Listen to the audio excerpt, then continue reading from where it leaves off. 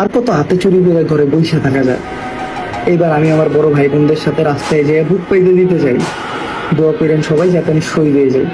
এই কথাগুলো বলার কারণ হলো আমি একজন ছাত্র এবং ছাত্র হিসেবে একটা যৌক্তিক আন্দোলনে রাস্তায় বুক পাইতে দিয়ে বুকে আঘাত নিয়ে শহীদ হয়ে যাওয়া একটা গর্বের বিষয়। অলরেডি আমাদের বাংলাদেশে অনেক শহীদ হয়ে গেছে। দেন 2018 সালে যখন প্রথম কোটা আন্দোলন হয়েছিল, তখন আমি ছোট ছিলাম, তেমন একটা বুঝতাম না। ওই টাইমে আমি ঢাকা হাউস বিল্ডিং গেছিলাম একটা ফোন কিনতে।